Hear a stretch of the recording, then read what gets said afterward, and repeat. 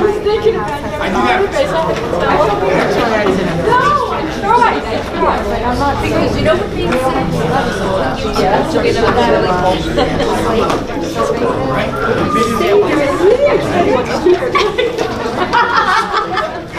I love that. What's going on?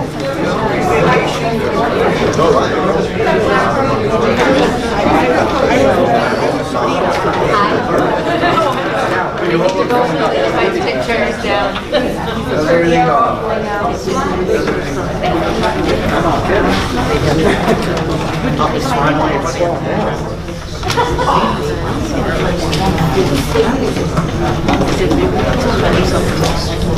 Oh, that's good. Wait, they get a certificate for you. Thank you. That's okay. Adequate notice of this meeting was provided by sending such notice to the Asbury Park Press, the Middletown Patch, and the Middletown Township Public Schools District website, and the posting of such notice at the August T. Minor administrative offices at each elementary, middle, and secondary school in the district. Roll call. Mrs. Caminetti? Here. Mr. Cody? Here. Mr. Donlin? Here. Mr. Donnelly? Here. Mrs. Griffin? Here. Mrs. Minuis? Here. Mr. Nichols? Here. Mr. Little? Here. Mrs. Walton? Here.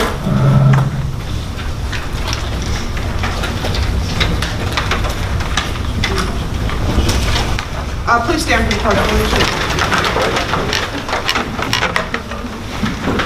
I pledge allegiance to the flag of the United States of America and to the republic for which it stands, one nation, under God, indivisible, with liberty and justice for all. And can we have a moment of silence for Ruth Kulba, a former business teacher at High School North and mother to Sue Wodinsky, who passed away on August 15th. Ruth taught in the district for 30 years before retiring in 2004.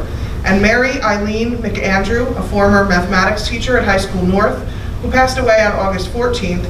Mary retired in 1998 after serving the district for 40 years. Our thoughts are with their families.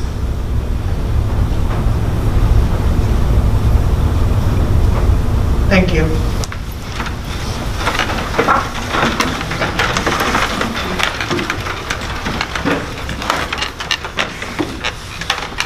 Okay, this is a special voting meeting and a workshop meeting. Oh, first I want to apologize to everyone. I know it approximately ran a little bit later than usual.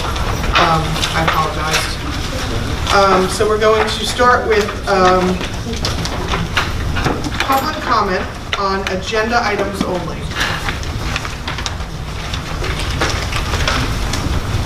Seeing no one come to the microphone, I will move on to the special voting portion of the meeting. Item 1 is under student services. I need a motion to approve item number 1. So moved. Second. Discussion? All in favor? Aye. Opposed? Abstentions? We'll move on to facilities. I need a motion to approve item number 1. So moved. Second. Discussion? Yes. It looks like the change orders are out of order. It says 214151.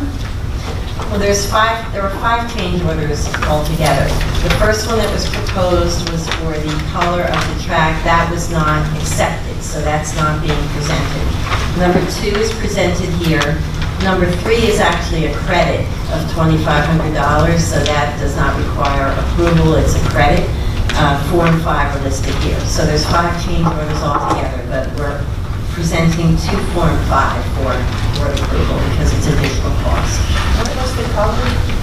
We had gone back, the contractor had proposed an upcharge for the color of the track, which we did not accept, and so that change order was not accepted and it's not being implemented.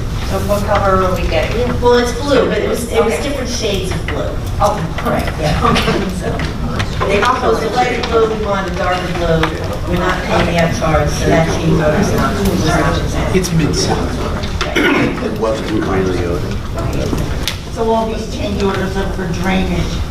They're for demolition and restoration work for unforeseen circumstances with the trench drains that were around the field and additional asphalt work that was related that had to be restored because of digging up of these drains. I just want to point out, although these change orders do represent an additional cost of $40,971.39, we do have a $25,000 allowance that was built into the base contract, so that amount can be used to offset that. And additionally, we do have the change order number 3, the one that we just spoke about with the piping that we did not need, which was $2,500. So adding those two amounts together, that's a net $27,500 to go against the $40,000. So if you take those numbers together, it would really represent an additional cost to the contract of $13,471.39 to the bid price of the $1,071,000 that we awarded.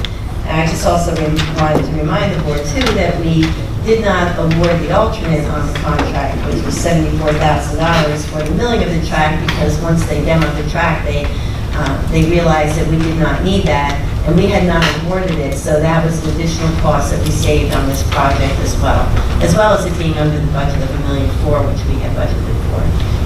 So It's not the price of the change orders that's bothering me, it's the fact that we're replacing the drainage.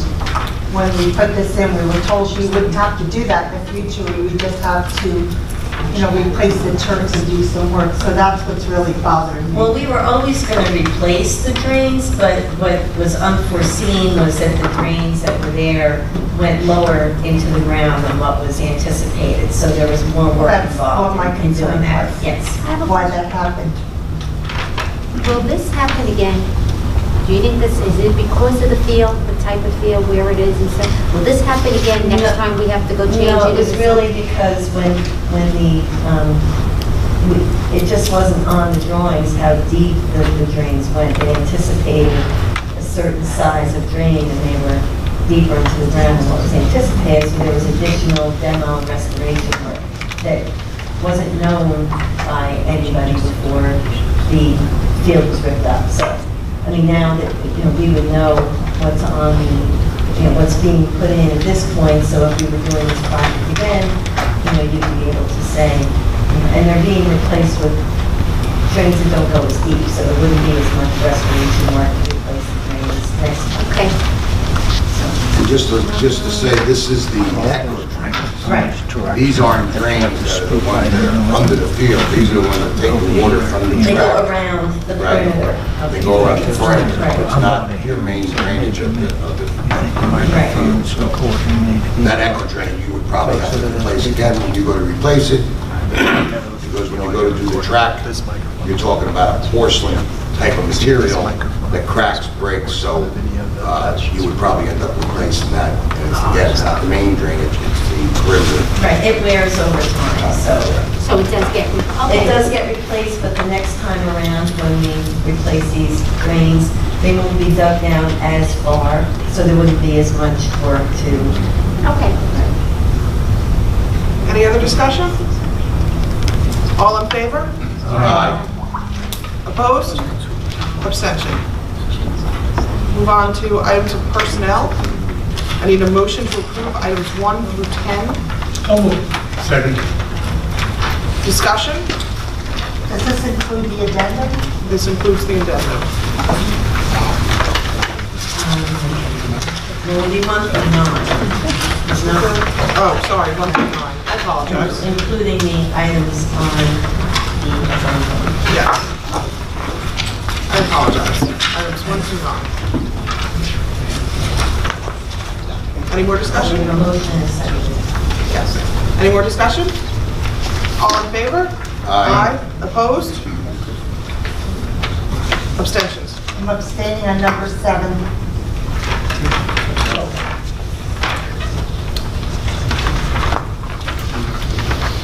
Okay, we move on to committee of the whole. Is there anything particularly you have to mention? No. We'll start with, I just have a question. If this is going to be a The whole meeting is voting, so we can do it in all business. Okay, thank you. Okay, so we'll move on to committee of the whole, and we'll start with technology. Dave? Before we start with that, can I just ask one question I should ask before? I just want to know, where, with the south field, where do we think, when are we going to be completed?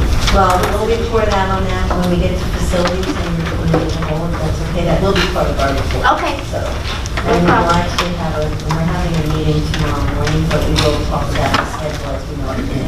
So Okay. that's definitely part of our report. Very important. Thank you.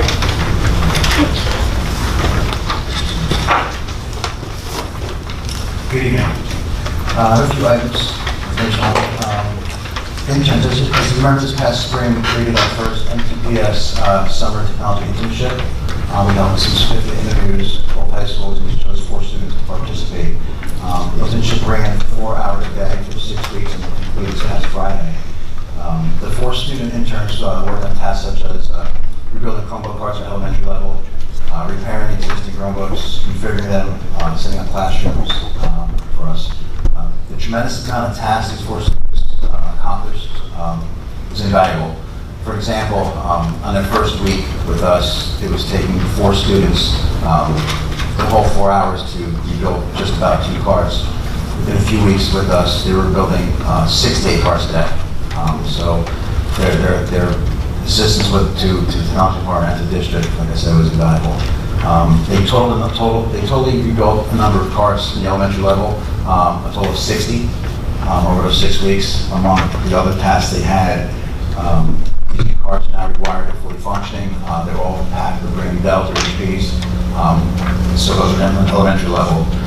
We've also continued to refresh our secondary Chromebooks. As in the past, all 6th, 9th graders will get the new ones and everything flows with them, so they'll have to do their middle school and or high school career.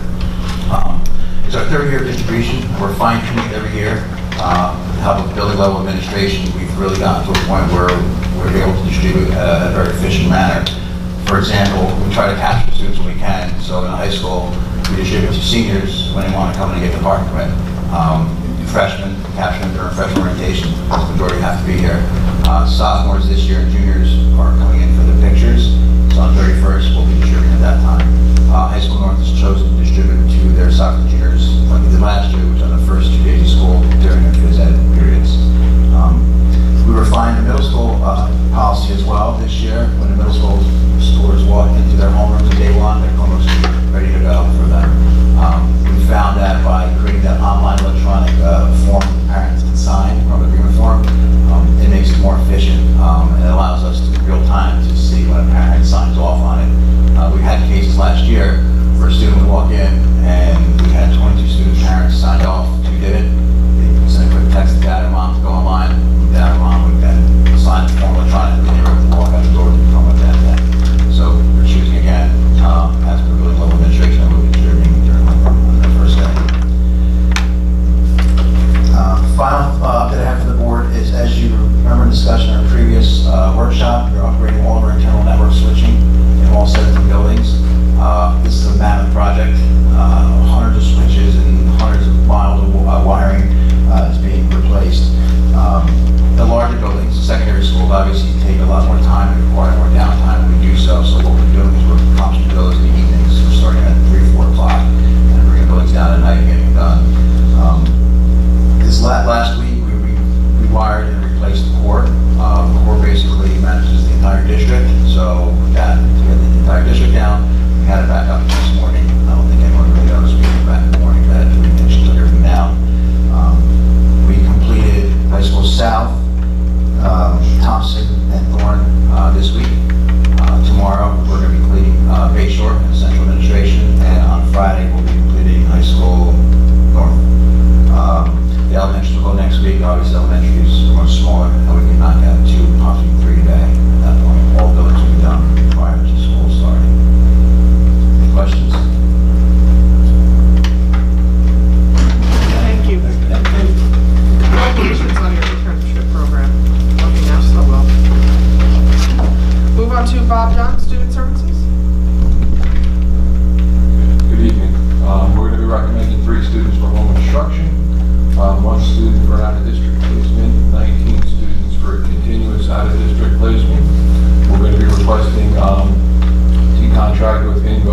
healthcare services for child study team and case management. We're also going to be requesting to establish one special class program, a preschool disabilities class at the new Monmouth School. We're also going to be requesting to continue 4 students as tuition students in the Middletown School District. These students have been with us for several years, and we're also going to be requesting approval of the settlement agreement. Any questions? Thank you. And we'll move on to curriculum and instruction with Kim Higgis.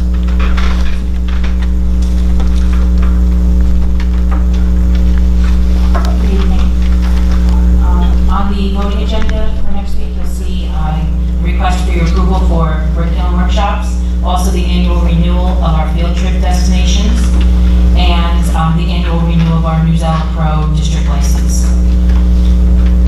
This will be included on the agenda. Some informational items to review with the board. We, as promised last spring, based on our presentation by our elementary homeschool committee that Mrs. Zupancic and Ms. Wilson led with our staff members who were participants on that committee, we have for your review the adjustments, the revisions to regulations for homework as well as grading. And those revisions reflect everything that the committee shared with you in their PowerPoint presentation. So the focus was obviously at the elementary level because this year that was the committee that was formed in charge with the task of reviewing our current operating procedures. Just to highlight some of the major revisions in keeping in line with what was shared last spring, when it comes to homework at the elementary level, we are now being very strong in our expectation that homework activities should be traditional paper, pencil, worksheet type of activities and weekly word activities, vocabulary activities would be replaced by what we're calling classroom extensions, which will involve the families much more and be more in line with applying what they're learning in school to real world application in the home. We also adjusted the expectations of how the length of nightly homework, what that should look like at the elementary level. Previously, it was about 10 to 20 minutes per grade level was the expectation. So as you increase, as you move through the grades, that the length of what your homework could be subsequently increased. And it did not include nightly reading. So we really took a hard look at that, the committee, and the recommendation now is that at the kindergarten through 2nd grade level, it would be up to 30 minutes for classroom extension plus nightly reading. So inclusive of nightly reading. And typically, as you know, most parents know, that is a suggested about 15 minutes a night. And at the primary grades, in kindergarten and 1st grade, it's a shared reading usually with the family at home. As the students get into more independent reading levels, it's usually independent reading. And in 3rd, 4th, and 5th grade, those time allotments were adjusted as well to include nightly reading. And in terms of grading at the elementary level, the big focus was moving to trimesters, which allows teachers to take a more thorough look at student progress at the elementary level. We know that learning is very developmental at that age, and as the committee discussed in the spring, this allows teachers to really, I think, demonstrate and report out growth in a way that will be more meaningful to parents. In terms of the performance levels, they're pretty much staying the same. Exceeding, meeting, approaching, and not meeting. And the change there is that staff will be given rubrics, as the committee discussed in the spring, which will have learning progressions. So it really should reduce the instances where students, a lot of the feedback we would get from parents was that it seemed like kids were always 2s all year long, nothing really ever changed, they were always just approaching. So now there will be critical expectations and for each trimester to say, I'm going to give the example the committee gave. When it comes to kindergarten sight words, you should be, if 40 is the expectation by the end of the year, then by the end of the 1st trimester, and I'm just giving random numbers here, these are not, exactly what's on the rubrics, but just as an example, to be approaching or meeting, maybe you have to have 10 mastered, to be approaching and 12 to be meeting, and then by the 2nd trimester, you have to have 15, to be approaching, and maybe 18 or so to be meeting, and it would progress in that way, so that it's meaningful feedback in terms of at point in the year, where do students stand in meeting that year-long expectation? Is that the regulation?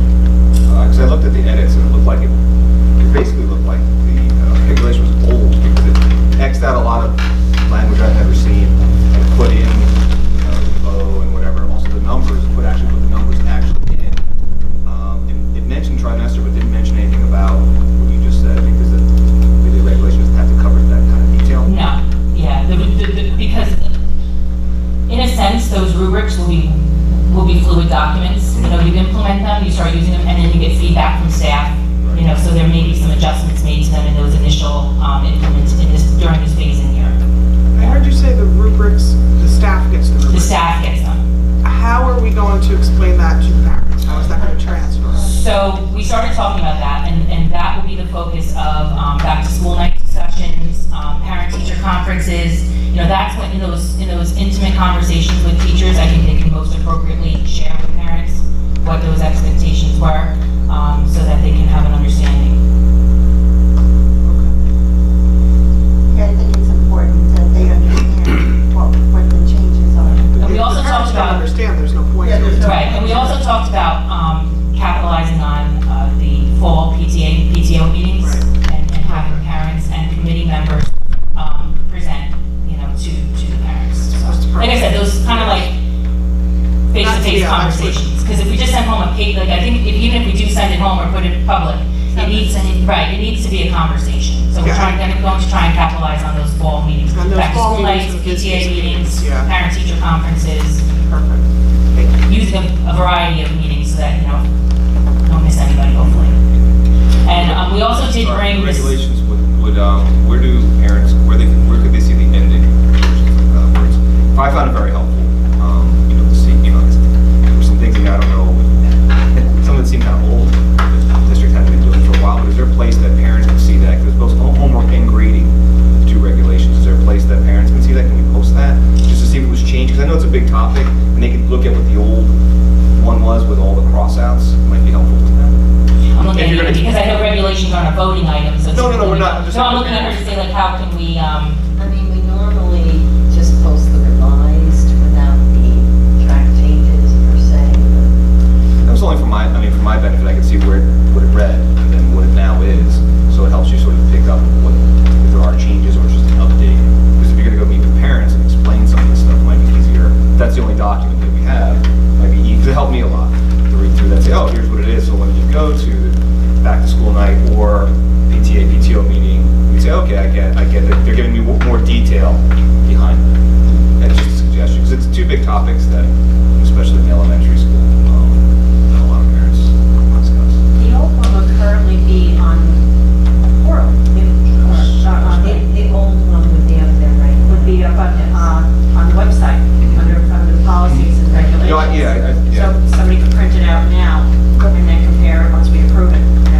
Yeah, I was just I'd imagine as part of these presentations at these meetings, there might be. That I would was be just saying, like, you can see the cross-outs, it kind of helps you. That's how we It's get short, it. yeah. But you're right, somebody can compare, print it out now before we approve it, and then afterwards, and then be able to see the changes. Right, and then, changes can also be presented as part of the presentations that are done. Well, that would be great. That'd be great. so they can show the comparisons. Yeah. You do a little bit of history. Yeah. That's a good idea. We'll make that suggestion. So the last topic for discussion is the current status of our elementary enrollments, because those seem to be the most fluid and in need of possible staffing matters. So as we stand right now, these were, the chart you have reflects the enrollments that we had as of 5 p.m. this evening. Still taken? One or two little changes, but that's basically it as of 5 o'clock. So to highlight where we see possible need for staffing adjustment based upon current enrollments, I'm going to start with kindergarten. Port Monmouth's kindergarten enrollment currently stands at 25 students. It is really the only grade level in each of our 12 elementary schools that would qualify us to use class size reduction funds from our federal grant to maintain 2 sections. In order to utilize class size reduction funds, you have to have an enrollment that only necessitates, say, for example, one class, but you want to have two to lower your class size ratio, teacher to student ratio. So in other words, we can't use it for a school or a grade level that has already exceeded enrollment and staffing capacity. So because Port Monmouth still has 25 students registered in their kindergarten class, it qualifies for use of class size reduction funds to maintain 2 teachers there. In discussing the needs of students, in that grade level at Port Monmouth, with the principal there, she strongly suggested that we maintain 2 classes based on when she looks at the students and their makeup and their needs. So we would be looking to fund a position using class size reduction funds from our ESSA grant. Quick question, so if New Monmouth has overflow, why wouldn't they go to Port Monmouth instead of Harmony? Good question. Right, you have 12 kids. So the reason for that is I guess it was 2 years ago, we identified within each middle school contingent of elementary schools. So in the Thorn unit, so that's New Monmouth, Harmony, Ocean Ave, Port Monmouth, which schools have existing bus routes that you can capture students who you've reallocated to a non-neighborhood school to not impose increased budgetary needs for additional bus routes. So in other words, you already have bus routes going to Harmony because of the special classes they have going there. You can capture any student who you've reassigned, out of their neighborhood school within those existing bus routes. So there's no additional cost to the district in the budget. I see Harmony's keeping 3 sections. Well, okay, so that's the next topic when we go across our kindergarten. So right now, New Monmouth has 50 students registered for kindergarten. We had projected and staffed them at 2 sections, so they are at capacity. We have any other registrants at New Monmouth kindergarten, we would then be over-enrolled and understaffed according to our class size limits. Currently in Harmony, we have 46 students enrolled. We had projected them at 3 sections, so we had staffed them with 3 teachers. So we're going to continue to monitor those enrollments through Friday morning to make any definitive staffing decisions. However, between those 5 staff members at Harmony and New Monmouth, 3 will be in one building, 2 would be in the other. So for example, if New Monmouth gets an additional registrant, it would make, and Harmony's numbers don't change, it would make sense to transfer a staff member to New Monmouth to meet the needs, to meet the needs there, because now you'd be over class size, if you got 1 more registration. If, however, New Monmouth stays at 50, why we're kind of pausing here and not making a decision right at this moment is typically Harmony, when you look at their enrollment trends, experiences a significant number of last-minute registrations. Over the last 3 summers, they have experienced that. So we don't want to put that transfer, make that decision for that transfer just yet. We want to wait till Friday, see how the numbers play out, and like I said, either will remain, if the numbers creep up in Harmony, then we would keep the 3 sections there. And any additional students in New Monmouth would go to Harmony, as we had always planned. If, however, the numbers at Harmony remain status quo, we get an additional registration at New Monmouth, we would consider transferring that person to New Monmouth. And have 3 sections. Right, and then 2 at Harmony. Any questions about kindergarten? You would have the room there to do that? Yes. So currently in 1st grade, we have an over-enrollment in 1st grade at Fairview of 54 students, where we had projected 2 staff members. We are looking to utilize the position that was budgeted at Port Monmouth. This gets a little tricky here, but it's like a technicality. So we're going to fund that 2nd kindergarten teacher at Port Monmouth using class size reduction grant funds. That position was budgeted for. So what we're looking to do is take that budgeted position from Port Monmouth, use it to hire a new staff member to give 3 sections of classes at Fairview so that we can be within our class size limitations there. Because we're currently, like I said, we are over-enrolled. So it says 2 sections, so that's actually... It would change to 3. Okay. Yeah. Okay? And they have the space for that. And they have the space for that, yes. That's confirmed with Mr. Melendo. Going across the page, at River Plaza, we are currently under-enrolled. We had projected the need for 3 class sections. They are under 50, so they have excess staff in keeping with our class size limits of 25. So I'm going to move to second grade real quick. Due to that, we have an over-enrollment in second grade at Netswamp. So we will be looking to transfer a staff member from River Plaza to reduce the first grade sections to 2 to meet the needs in the second grade at Netswamp, where they're over-enrolled. So you're gonna go from 4 sections to 5 sections at Huntsville? Yes, because they've exceeded the 100 student mark. And they have room for 1 additional class. So I'm going to ask you to keep that in mind when we get to third grade. Yeah. Were there kids from River Plaza going to Village? Is that in older grade than in the higher grades or lower grades? Is that working itself out? Yes, the parents have opted to stay in Village from last summer. Even though their class is under, or looks like a lot of their classes are under 50. A lot of their grades are under 50 other than 1. At River Plaza? Yeah. Yes. Yep. So the remaining sections that are in blue, that includes the third grade at Netswamp, it really should be, quite honestly, a purple or a pink. That's an error. I caught it at the last minute, Mrs. O'Hagan. We really have 102 students currently enrolled in third grade because of recent registrations. However, they don't have room to add another class there. There's no additional space. Because if we increase the second grade, that utilizes all of their classroom capacity. So we will be looking to transfer 2 newly registered students from Netswamp to maintain that 100 the 25 class size capacity with 4 sections. And they would go to Village. And then we have several sections in other schools, as you can see, where they are nearing capacity. Those would be, and they're in the upper grades, because we've always put emphasis on keeping class sizes smaller in the K1 and 2 area.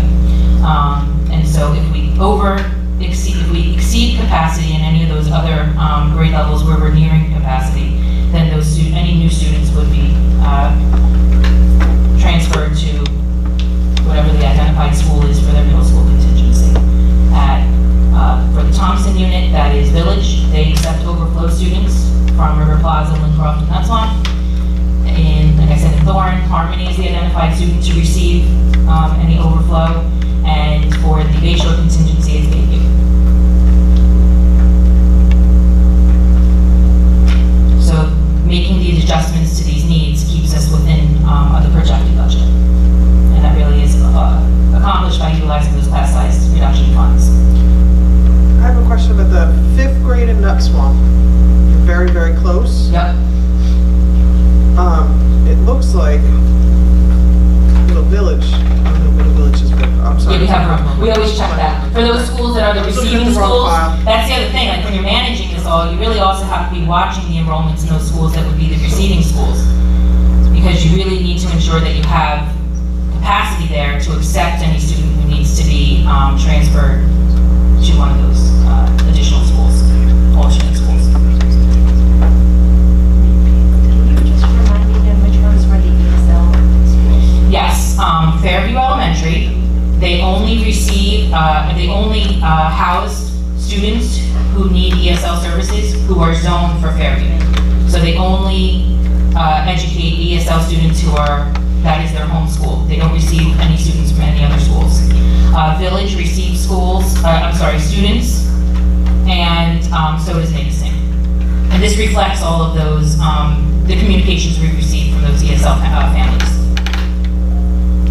And the only one that I see that could be an issue would be 5th grade in Navesink. And if for some reason, I mean, it's very rare that by 5th grade you're getting additional registrations.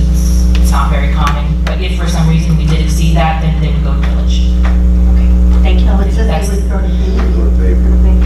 No, ESL students. ESL would go to Village. Yeah. If we had already reached the 50 student maximum capacity in that 5th grade at Navesink, and an ESL student moved in who needed to go to Navesink, they would be rezoned for Village. I have a question about, it says the Navesink, if it gets overfilled, they'll go to Bayview. Isn't Leonardo closer, and wouldn't the bus routes from Navesink to Leonardo kind of intertwine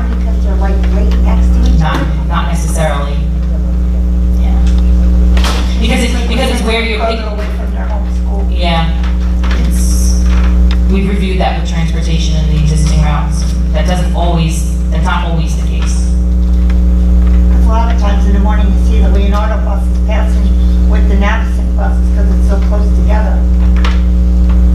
And it just crossed my mind that it make more sense. So we have a decent amount of room in Bayview, because you got Fairview, you got Navasink, and you got ESL going to Bayview. So we have good room there for if that scenario happens. Yes. Yeah. How many extra rooms do we have in the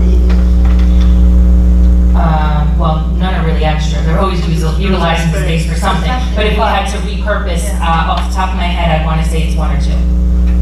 They're currently being used maybe as like a specials classroom, or that could be repurposed into a general education classroom. Kim, with these changes here, adjustments rather, what about with the special teachers? Do we have to make any adjustments there, moves when we add a class or delete a class?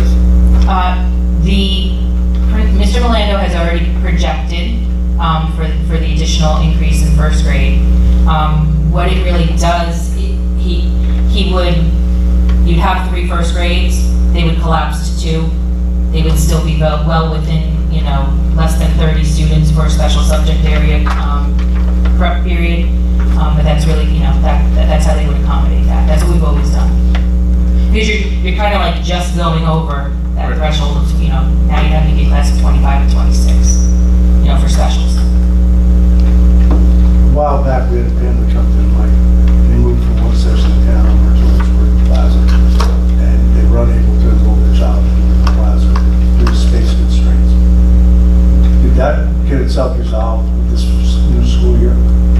They were given the option to come back. The only communications I've received is that any families who were given that option wanted to remain in Village. Yeah. I'm not aware of anybody. No, we did have one. I'm sorry, right. Village moved back to River Plaza. But it didn't, but the other, they were actually, right, it's included in these counts. But the other, and I don't remember which family. Well, that's what we but wanted the other to know, like, family, they had the option to go. they had the option. To go to River Plaza for the first time. And quite honestly, that's why we, we weren't sure what the numbers in River Plaza first grade were going to be, because that was one of the grades that was affected by that. Any other questions? Thank you, Kim. We'll move on to policy. Amy? We have several policies here for first reading. Some of them being mandatory changes, and a few of them being suggested changes. Actually, one of them is a suggested change or recommended change. The others are all mandatory language changes. The board has received these revisions. Some of them are just wording changes, and some of them do add some additional mandatory requirements to the policies. Could you tell me what, number 2, the new one is? For Board of Education website accessibility, because I didn't get a copy of that yet. That was one that was not mandatory, it was a suggested policy, and it's basically stemming from the fact that there are some school districts in the state that have been cited by the U.S. Department of Ed for website content functionality not being accessible to people with disabilities. So Strauss Estimate was recommending a policy on that, and we are in the process of reviewing that content. I know Dr. George, you spent some time. I was ready for you. Thank you. Yeah, actually, I did spend a lot of time because I wanted to make sure I had conversations with Mr. Dunn, because it really, as Amy pointed out, refers to people, not necessarily students with special needs. But also, I went over it with Dan Alston, David Suyak, Blackboard, which is our website company, to see if that was consistent with what they were doing. And everyone was really on the same page with the Department of Education that it really was a responsibility. And we began to flush out, the things that we were going to do, including actually enlist people with special needs to give us feedback on our website. So I think this was a comprehensive exercise on our part, and we think we agree with Strauss Esme, and so does Blackboard, and so do our administrative team, that this is something that we should be doing, and it's an emphasis we should look at moving forward. Any other questions?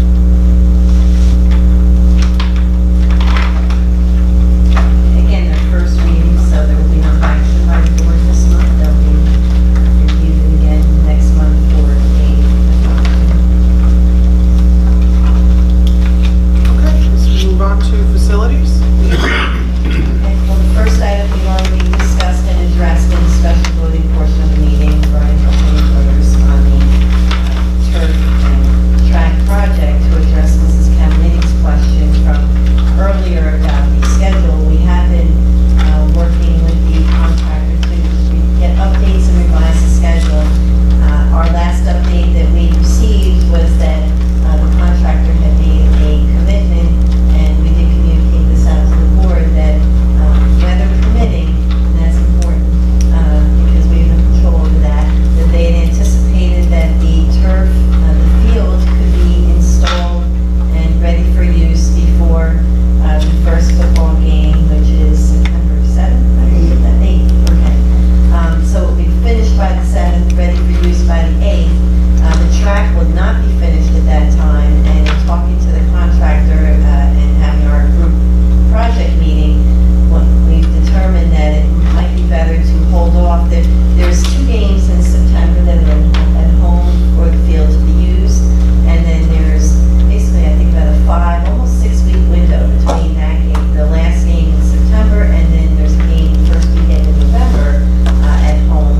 So the track surfacing replacement would be held off until that time, so that the turf could be accessed for the 2 September games, and the track then could be completed during that period of time where the field won't be needed for home games, and completed, and other items addressed on the punch list and so forth. We do know that the turf was delivered today. We do know that equipment was deployed on site today. We do have a project meeting tomorrow morning at the site to get a further update. But again, it's a tight schedule on the contractor's part to complete it.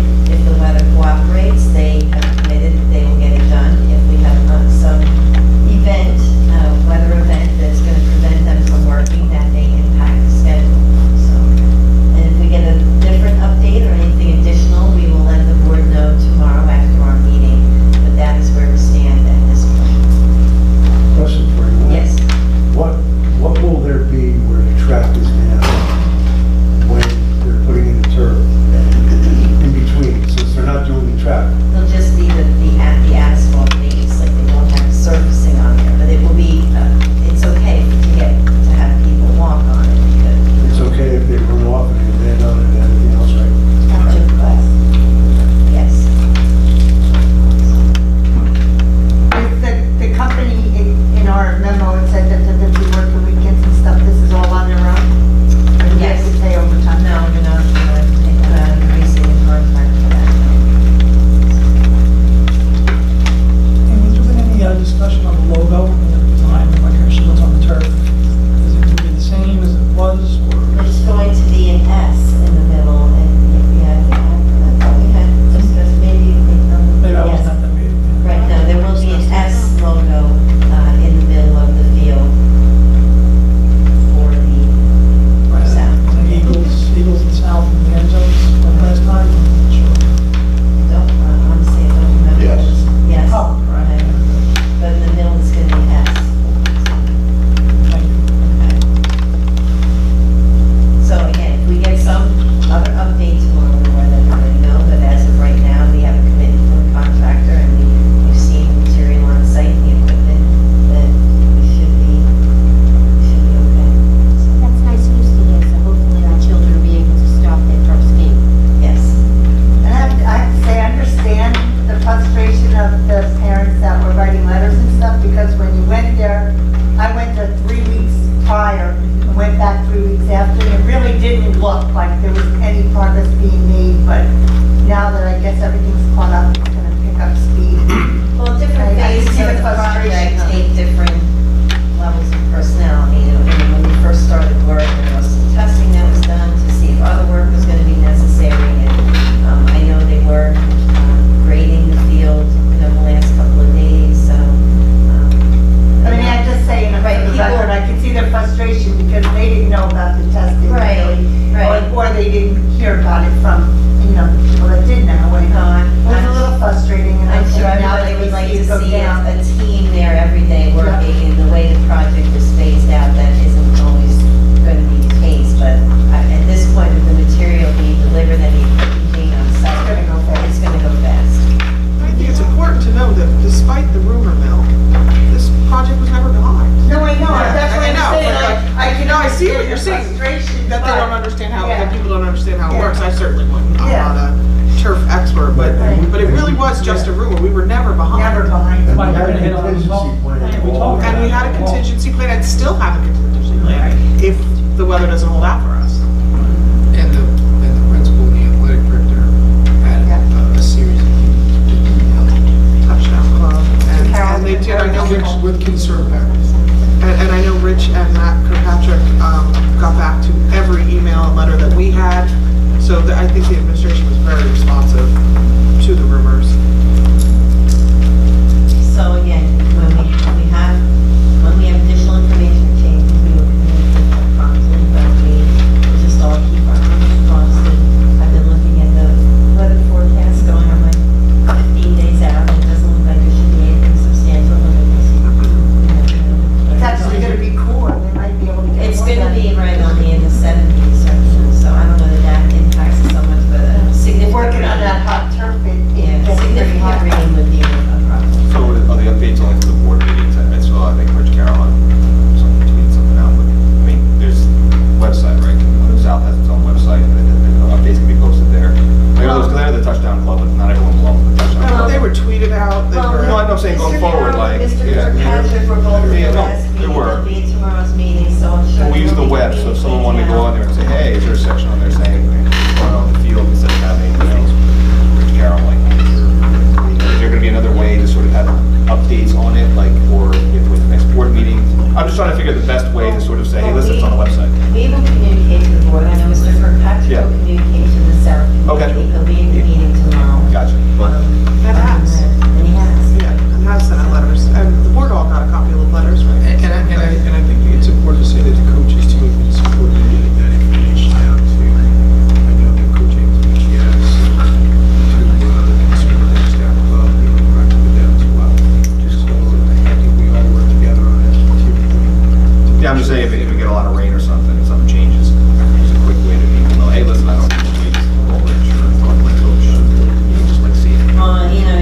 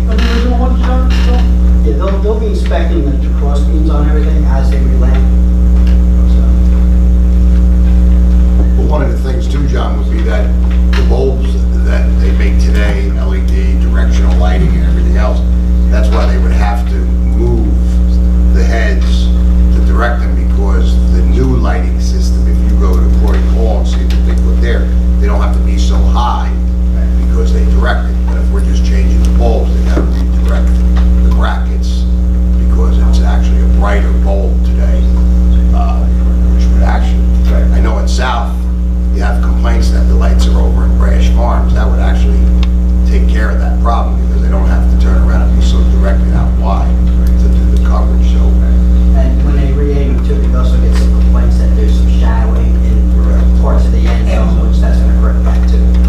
Yeah. The one end zone by the Navy Road is always like the darker side. So we're gonna put we're putting new lights on, which are brighter, higher pole. We're not changing anything with the poles. So what I'm saying is, you're saying these are brighter lights, but you have to direct them so they don't, the LEDs don't shine farther than they currently do to the neighborhoods around. no, that's with these bulbs here is that they're more direct. All right. So that's why they have to angle. Right now, the way they're angled is that they're more of a spot out. It's hard to tell at Croydon because they haven't turned the power on yet. We've not seen one light go on at Croydon. Didn't the pole, the condition of the poles come up in the 5-year plan? Yes, we were looking at those, and that is something that down the line, we are going to have to look at replacing, but we don't feel that we need to do it this year, that we can get a few more years out of them, and relamping it this time with improved conditions. Yeah, better lighting. Because I thought the recommendation was, I think I said the pole actually. They were actually recommending another set of lights. I don't remember that. I think at that time, Mike, that was to get what Andy had said, that darkness in the one end zone. But now with the new directive lighting that you have, that might correct that problem. I'm not opposed to doing this, but I don't want to put a Band-Aid on something that's going to be more of an issue down the road. If it's putting it off for a year and then doing it better next year and saving this $36,000 right now, maybe that's something we ought to look at. Well, if you remember when we were talking about costs that estimates we received for putting in all new poles, it was a few $100,000. And we've been looking at the poles more, and we've determined that they should be able to last, at least a few more years before we really have to make it a necessity to replace them. So between that point in time and now, relamping would improve the conditions on the field. And you can use this. The technology that they have today, they didn't have when we had those discussions about the spotting lighting at the field. The whole system is tremendous. So you can take this equipment and put it on a new pole, or not necessarily? So you relamp, right? Is it a matter now, if you get new poles, you may have to relamp again, or it's not clear? The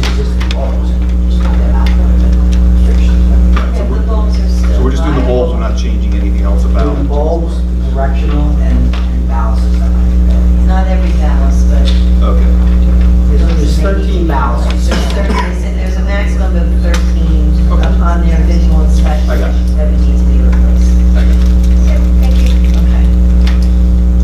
The last thing that we had under informational items is just to, I know the board is aware that we had a lightning strike over at High School South, which impacted our fire alarm panel, and it has damaged the panel, and we had to do an emergency repair on that, so we're just updating the board that work is being done, and we are replacing the panel that affects the main building and the bubble.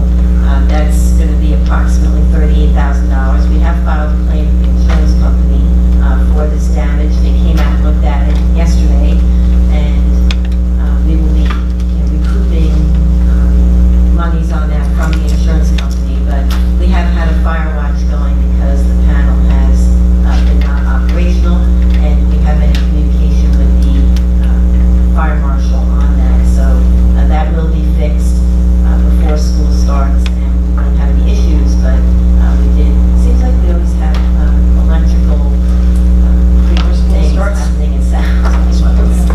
Just gonna say, I thought that happened a few years ago. We had, I don't know if it was, I don't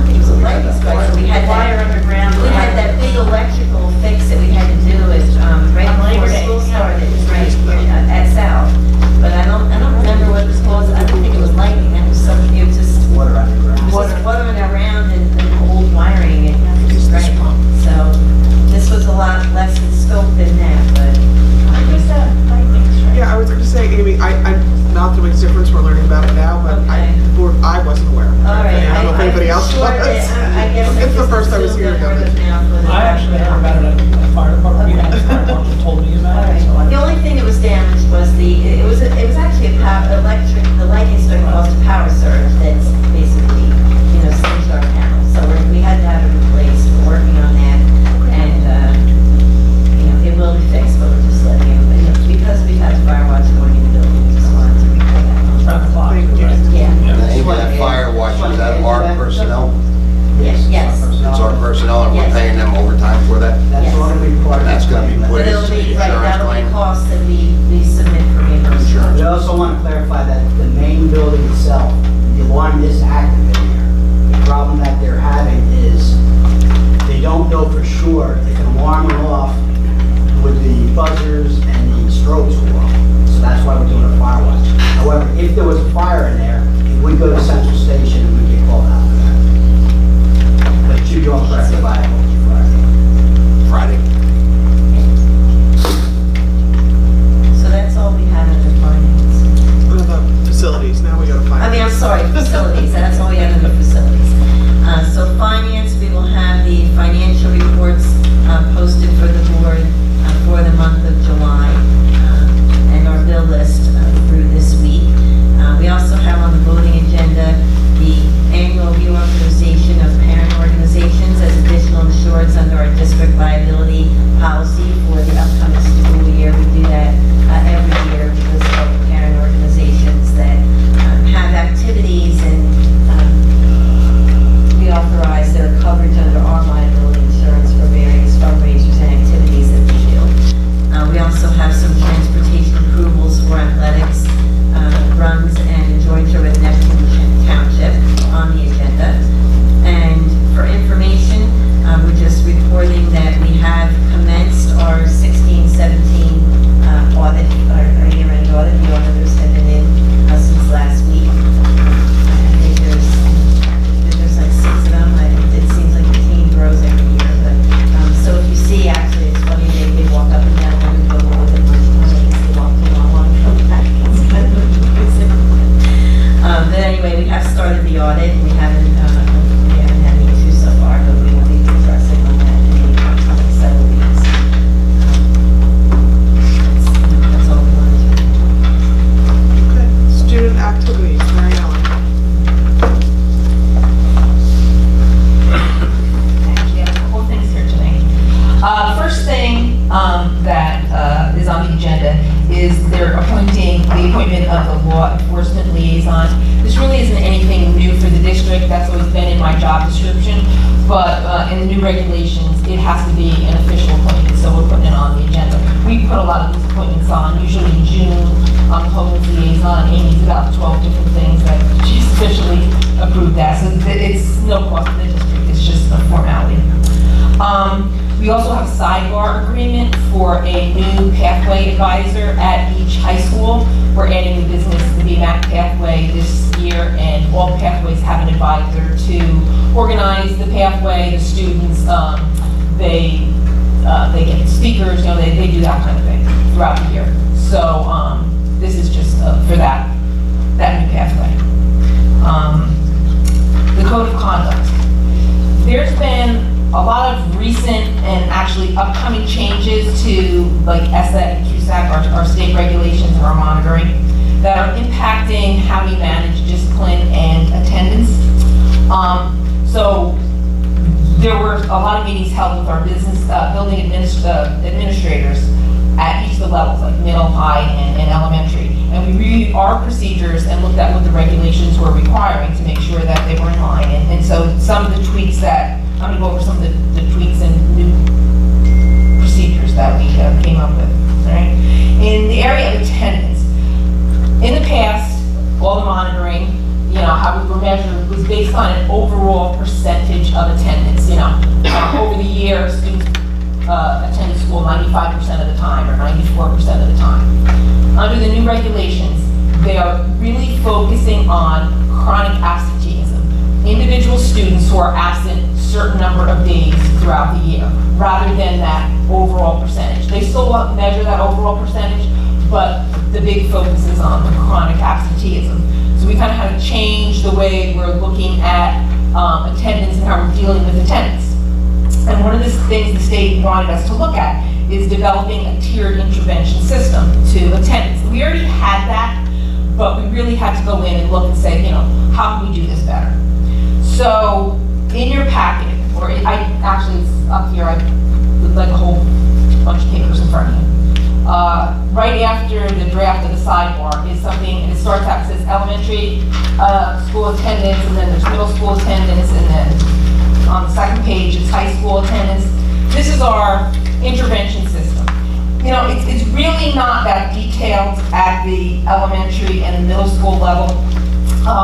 It's more parent contact and getting our school security officer or attendance officer to get more involved with the parents that we can't get in touch with after 3 days. Because at those levels, there is accountability of the student, but really it's more a parent accountability at those levels. But if you look at the high school, we've added a lot of layers, a lot of tiers. Because at that level, it becomes more of student accountability. And also at that level, instead of daily attendance, we have period attendance. So that actually adds a little bit to the complication of it. So you'll see that, and we have quarterly courses. If you're absent a certain amount of days, then it impacts more than if you're absent, say, 2 days in a full year course. So we have tiers for how many absences, but we also have tiers for whether you're missing the quarterly course, a semester course, or a full year course. Because a lot of times in high school, you'll have a student who is absent many, many times first period and is in every other class because they're just not getting there on time.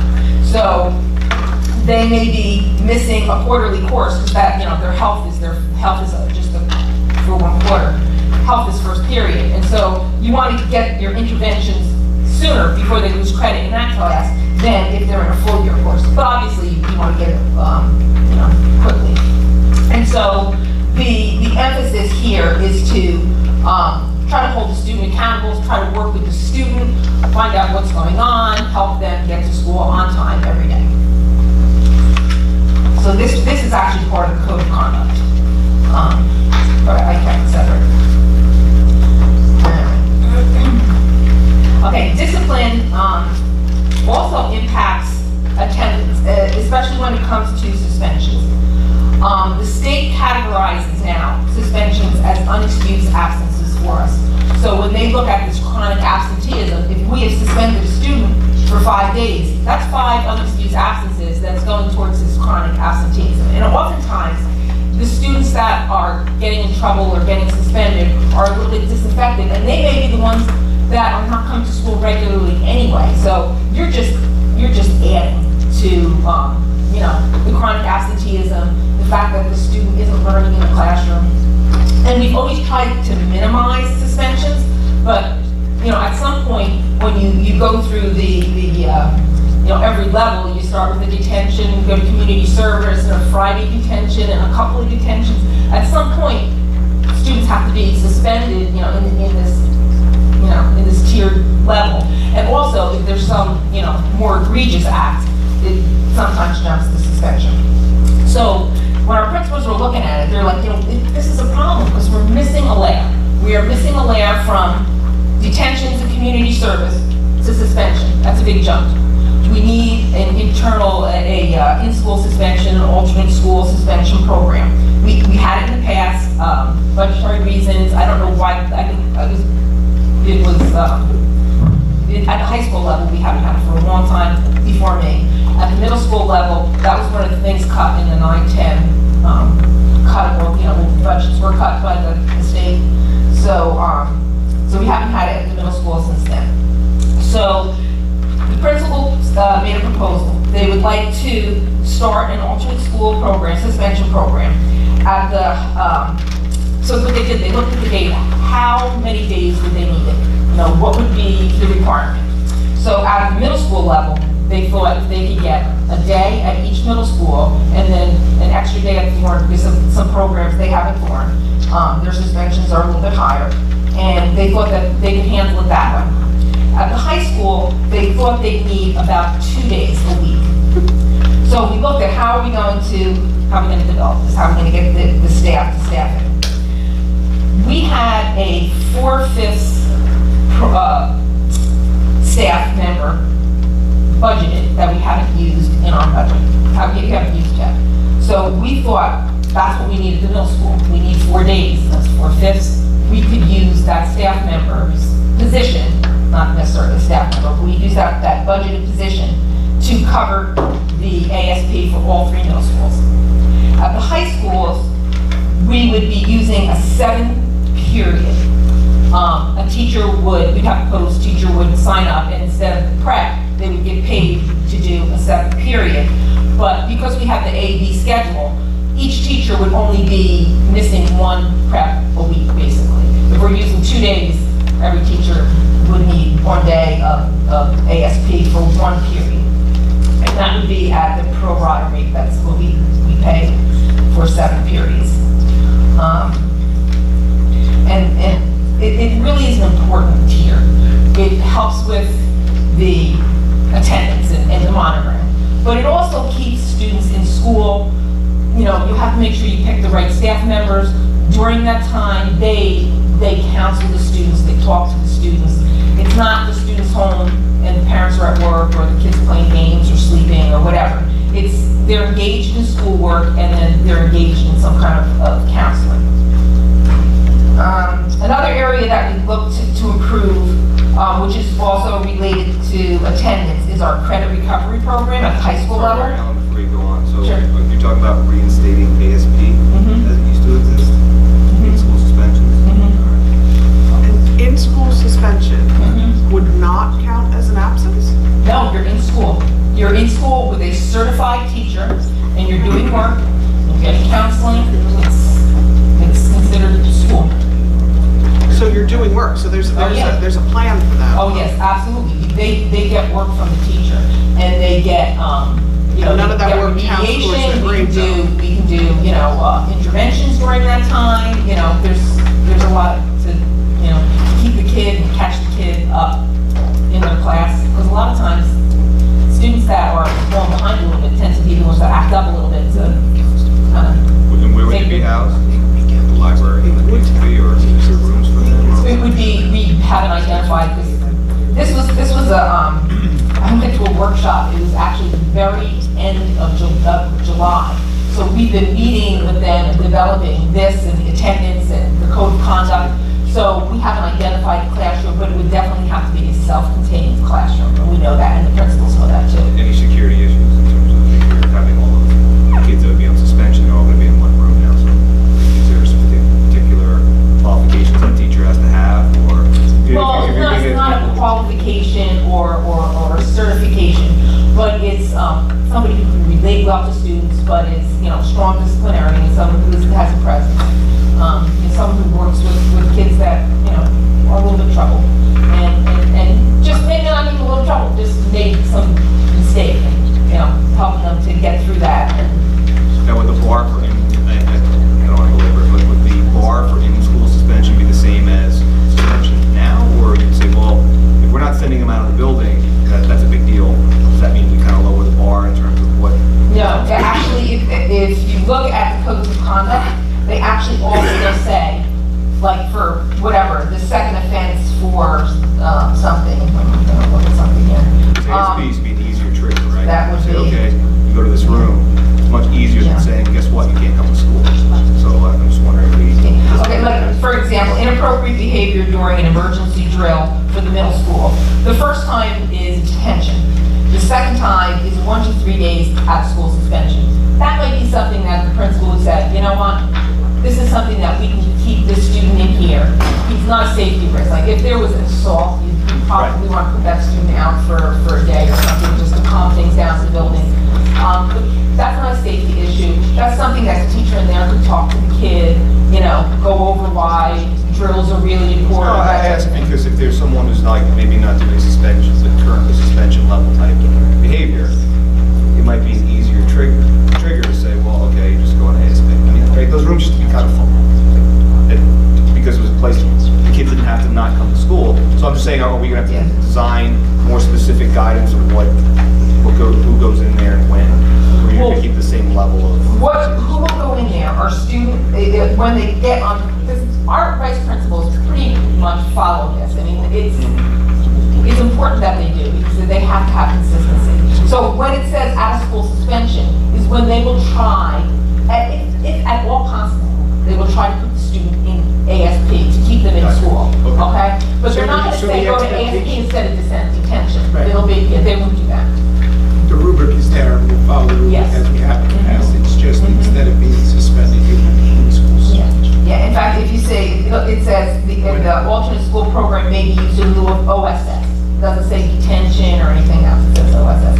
And parents will, they look at this and they'll say, wait a second, it's the first time it says detention. My son's only going to get detention, or my daughter's only going to get detention. You can't raise it up to in-school suspension.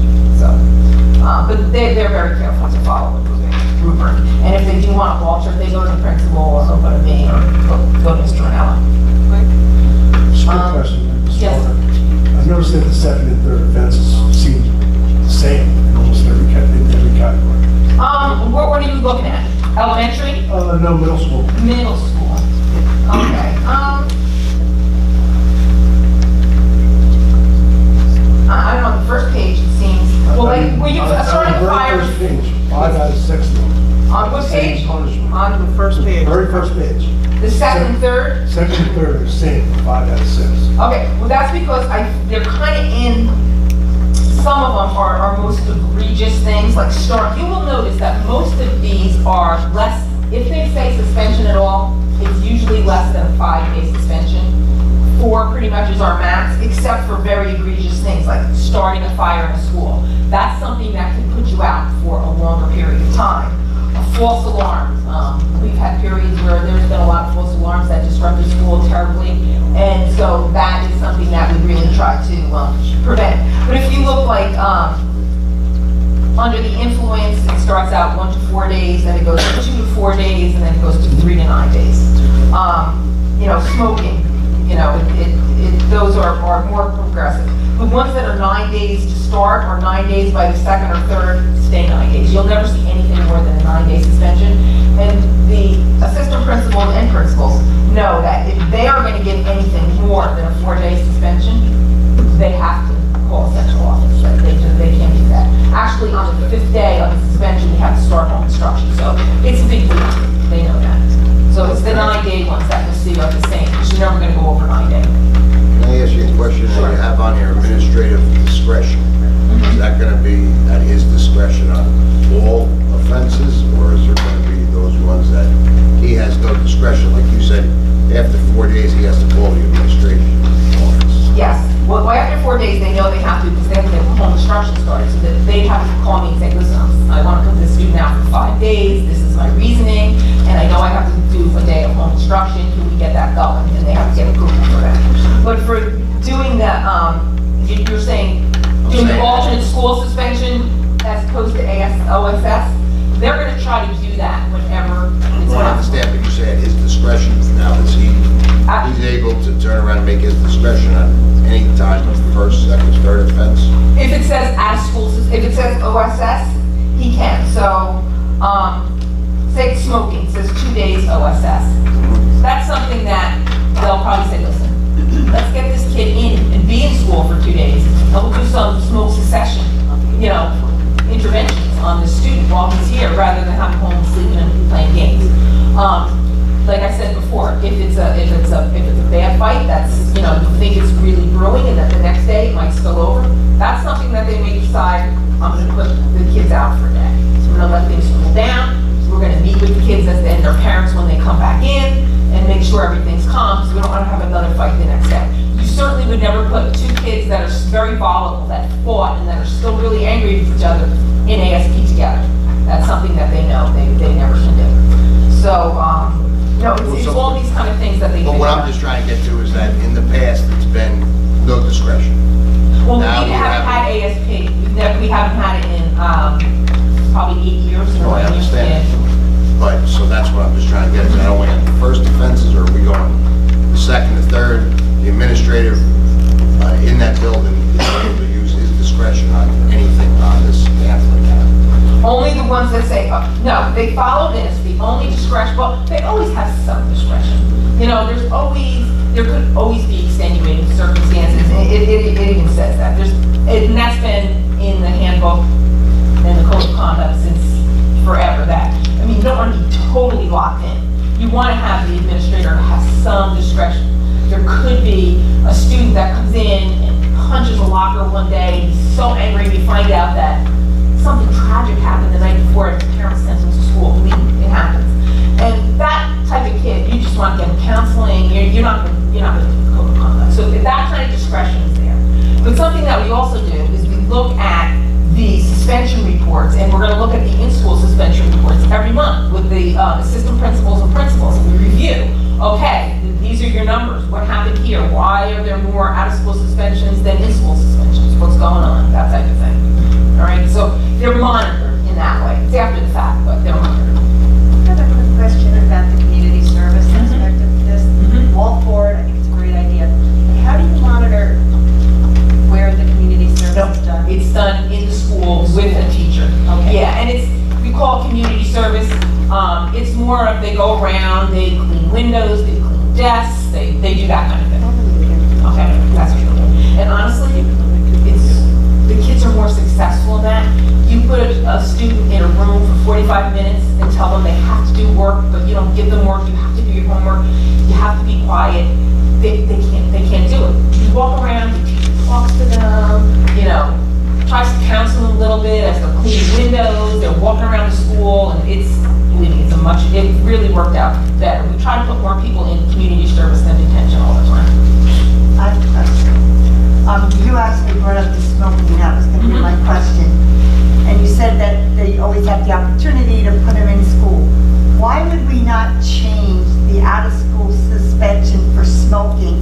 I understand out-of-school suspension for fighting and physical harm and endangering the welfare of somebody else, but for smoking? You know what? This is what we did because I hadn't discussed this with you because this was all like just done in the last few weeks based on this state meeting that I went to at the end of July. We didn't want to be presumptuous and give you a code of conduct that said ASP if you were going to say, no, I don't want that program. So we did it this way so that we could just pull out that line that says alternates program may be in lieu of OSS. If you would like, we can go back and we can edit it for you if we want to.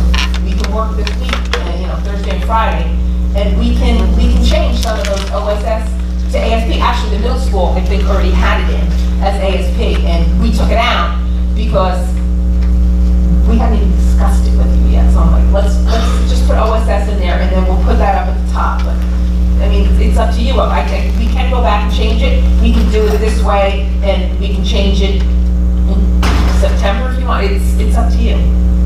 It's really. I know. I would just, look at the ones that are not endangering, like you're saying, put two kids that are going to fight with each other in the classroom. Go back and review some of these that, hey, are you really want to throw somebody out of school for smoking? I mean, no, that's a life choice. We can't stop it. Maybe it's permitted at home. You don't know that, but you're sending the kid out of school when that kid needs to be in school. Exactly, and that's our thought. But like I said, I didn't want to put that in without it being. If education can help them and discourage them from maybe not doing it. All right, so what I'm hearing is that if it's okay, I'll bring you a revised one next Wednesday. If we haven't done on Monday, I can email it to you, okay? And then we can always tweak it during the year. That's something, it's going to be in our handbook. Our handbook is digital, online, so it's something that we can change immediately. So, if you want another change, we can go back in September and do another revision, okay? So I'll do a revision for this month, and then we'll continue to look at that. My other concern is discretion. I do believe that there needs to be discretion in these situations, but in the past, there has been such inconsistency in discretion that it's caused a lot of friction in the community from school to school on decisions that have been made. Like, I'll just use an example. I'm not saying that this happened, so don't anybody jump off your seats. Suppose an athlete does something and the punishment would take that athlete out of the game, so it's overridden. And then another parent comes in and their child does the same thing and they're not an athlete, and they get the harsher punishment. I can tell you that we are very careful not to do that. Mr. Ranella probably can tell you as the school principal that that is something that we know that is really important to be consistent, and that's something that's really under the spotlight. We've had students where they couldn't play, even as far as attendance, if the student isn't in school, they can't play. Yeah. I think it's a very good example, but from what you were saying before with discretion, and I'm not saying I agree or disagree, I'm not sure where you'd be on this, but for me, when you're revising it, when you're doing the smoking, to me, the more discretion, the better. I trust our disciplinarians, I trust our guidance counselors insofar as every situation is so different, and they should be able to have the options they need to take care of the individual student at the time. And sometimes that's going to mean different things for different kids, but you never know what's behind it. Exactly, exactly. So to really me, we can't tell one, especially in a fight, we can't tell one parent what discipline is for another parent, and they should be the same, but occasionally there are extenuating circumstances, emotional issues, there could be other consequences that the parent doesn't know, there could be a student that is sent to mental health immediately because there's issues, and so it doesn't show up as a suspension. And, there's all different things, but when it comes to an athlete, we are most, especially high-level athletes, we are most likely to follow this because we know that it is, they actually probably have, the least amount of discretion when it comes to that, because you don't want to be taking an action that maybe not even construed, but in your own mind saying, am I really doing this because he's an athlete? So you second guess yourself sometimes. I'm not second guess, but you say, I'm thinking in this case, I'll just follow the Here's another example of an AP student maybe winning against an average student. I mean, maybe I shouldn't use the athlete because, everybody jumps to that and that seems to be a thing, but I'm all for discretion, but I think that consistency and discretion has to come together. But we do. And everybody's different. It's like, no child is the same, and there's so many reasons that why kids act out and do the things they do, and you have to be sensitive to that too, but. We do stress consistency, and now this year with 2 assistant principals rather than 4 doing discipline at each school, and that is their focus. They're working as a team. We're talking mainly high school. And a position that's working. And we have Lindsay, Mrs. Fox, as the director of both. She's in both high schools overseeing that. So not only is she going to make sure that the assistant principals in a school are on the same page, she's going to make sure both schools are on the same page. And we spent a lot of time this summer evaluating. I'm sorry, Mr. Ranella. You go ahead and stand up. I'm going to defer to you. Then I'll say what I was going to say. I just want to say that when it comes to the discretion line, that's in there. It's not very often used. We, in my experience, we try to stick to this because consistency is so important. But when discretion is used, it's a team decision. If one of the assistant principals is going to vary from what this says, there's conversations going on between the other assistant principals, the building principal, Mrs. Walker, or whoever it may be, but it's not one assistant principal just using their discretion. It's a conversation that's taking place. But we do preach consistency because it is very important that what's happening on one side of town is happening on the other side of town, what's happening in the 9th grade is happening in the 10th grade, and so on. Yeah, and that really is a focus. That's been a focus. And we have had discussions this summer with the high school administrative teams of after their detailed work in disaggregating the data as it relates to suspensions, finding inconsistencies, and that's part of, that's been targeted to be addressed in the coming year. Absolutely. So they've had those discussions. A focus on data this year. I've been when it comes to discipline and attendance. And that's part of why we created the director of operations at high school, because that is going to be a focus of that director's job. It's looking at the data and making sure that it is consistent. And that's why we have the guides, so that there's, they're more than guides, they're codes. They're not guides, they're codes. All right. What else do we Mel, have? can I ask a question? Sure. Before you respond? On the sidebar agreement, I thought our goal was to not have sidebar agreements, to have things in contracts. Yeah, Is but there any reason why? because we're in the middle of a contract right now. Yeah. Is there any reason why this can't be included when we complete our negotiations? Yeah, it will be. Rather than have sidebars? Yeah, that will be That's where we're included in the trying to next get rid of D2 sidebars. schedule. Yeah, in fact, if you notice it, instead of saying STEM advisor, STEM pathway advisor, and GPL3, because that's what we had originally, by this third one, I said, let's just call them pathway advisors. In case we add another pathway in the future, like it's just the one advisor. We shouldn't have separate little ones, like, I don't have High School North, whatever, student council, and High School South student council. It'll just be pathway advisor, and that will be the language when we go into the D2s. It's better to be in a contract than have sidebars. Yes, but at this point, that's the only way we could do it, because the contract is not ready to be made yet. Okay, so the last thing I want to talk about is our credit recovery program, because we've had a credit recovery program, and this is at the high school. At the high school, if you have 10 absences in any one class, unexcused, you lose credit on the 11th absence. And we, as part of our whole review of our discipline and attendance procedures, we looked at that, and we just felt that the process that we've been using for, I don't know how many years, probably 20 years, just wasn't as rigorous as we wanted, and therefore it wasn't as effective as we wanted. So our assistant principals did some research, they reached out to other districts, found out what they were doing, and one of the most common models is what we based our new model on. Students who are absent more than 10 times, and we're going to do all the interventions, so hopefully there's not going to be many students that get to that 11th absence. But if a student gets to that 11th absence, they're going to lose credit. They have to stay in the class, and they have to pass that class. If they pass that class during the summer, they can go to a summer credit recovery program that's going to be run by our administrators. There's not going to be any teacher costs, and they'll go to this summer academy to make up however many days. There's a formula that they figured out. Like if it's one class, they have to go for this many days, and if it's two classes they lost credit in, it's this many days.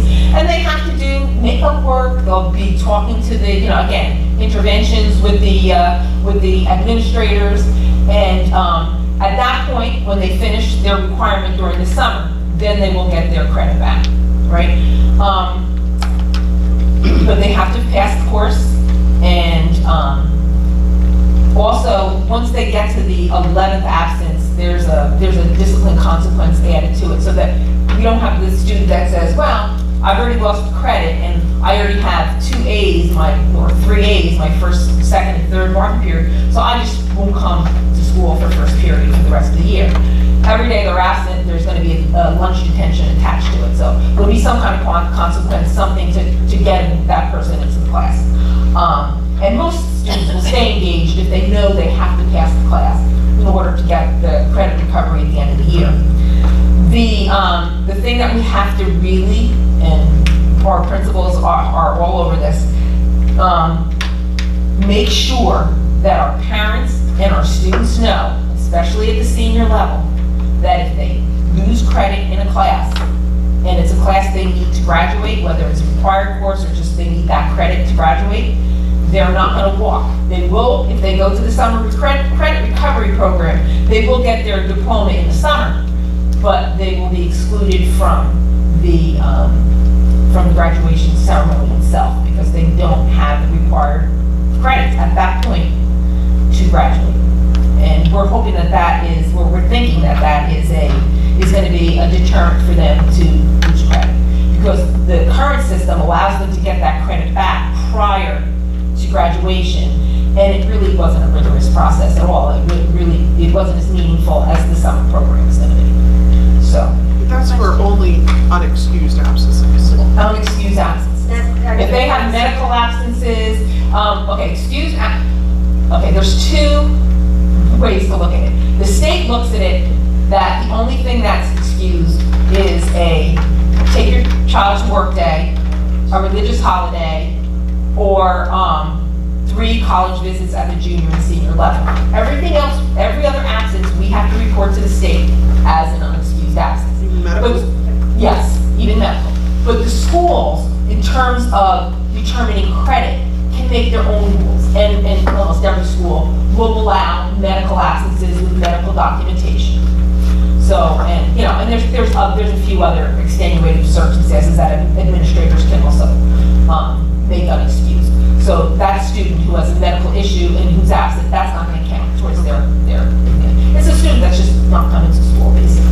And we allow one. And it's mostly, at the high school level, it's mostly students who are late to first period.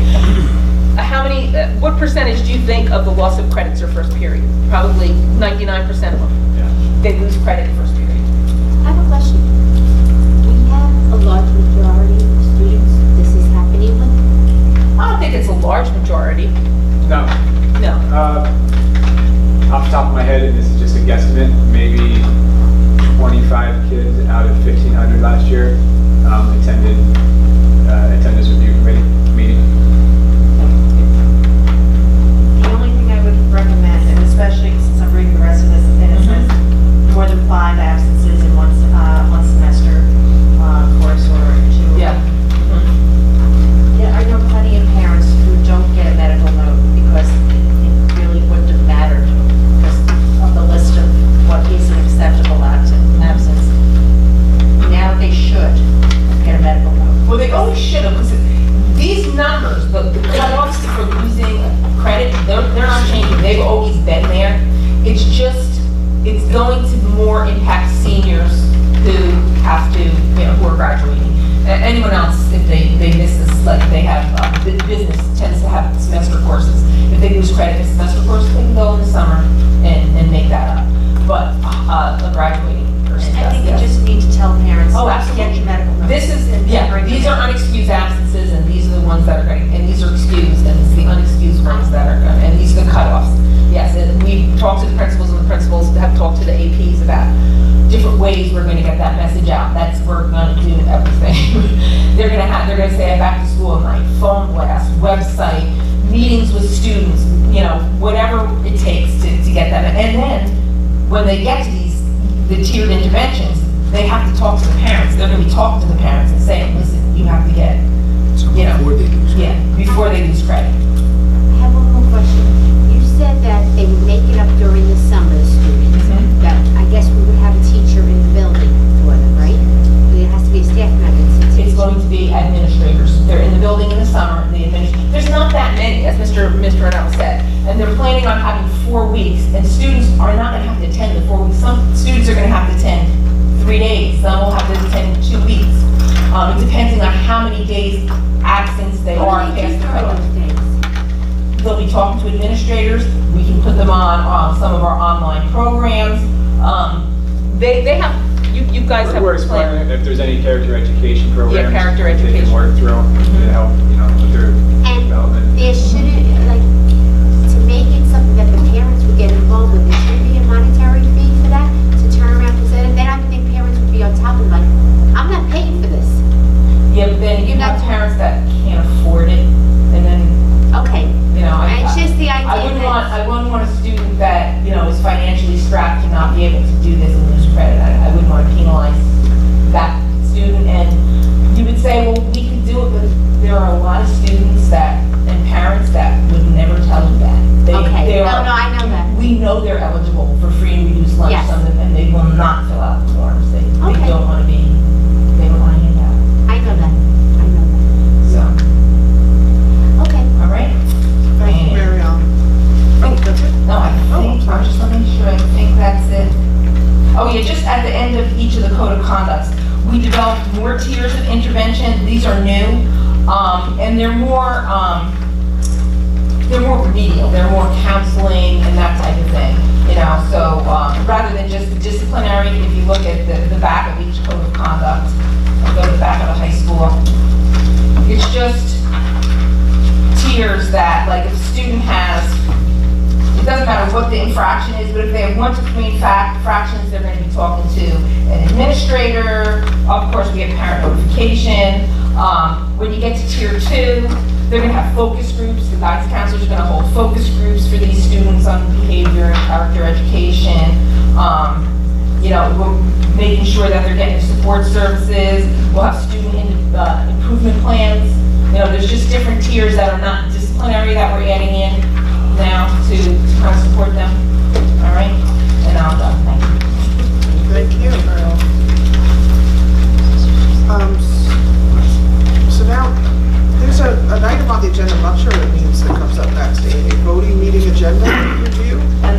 We've been doing that as part of the committee reports, but it's just to point out the fact that there's a draft of the board meeting agenda, workshop agenda.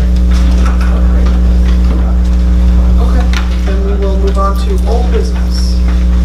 Can we get an update on, I know you guys met with T&M and I thought we were going to discuss this month some of the plans for overcrowding. We have not met again with T&M. I think Amy was expecting something back from them this week, and then we were going to set up We another did meeting. something, I guess, yesterday, which we haven't really been able to. Yeah, we haven't set up a meeting yet, so as soon as... We have to review that. So Joe, board members have, I don't have any update to be. Since your last Correct. update. Yeah. And like I said, We've been waiting for information from TM, which we just got, so now we have to plan our next one. Yep. So as soon as we have an update, we'll give it to you. Can we have an update on the security projects that we've done this summer? Are we up to date or is everything in place? Yes, they are working still according to schedule, and we will have everything will be functional with some wrap-up work to be done during the month of September, but the access controls, the PA systems, and the parking bell systems are all proceeding according to schedule. I know that we've been, actually as part of the administrative meetings that we're having next week, there will be discussions with the administrative staff about any changes in procedures related to the access controls, but that's all moving along, so yes. Now, Amy, are we going from a fob to a swipe card? It's a proximity card, yeah. Okay. Now, who is in charge of the cards and handing them out? Well, John McGuire's been coordinating, but we'll be working with the building administrators and department administrators. And that will all be completed before the beginning of school? For the buildings that are done? Yes. How many buildings do we have done and how many not done? At this point, I don't have the list in front of you, but I know that they were working on the secondary schools first, and I believe those are just about completed, and then they were, breaking out into the elementary, So that was part of what our technology was talking about tonight, when the elementaries are going to be doing secondary?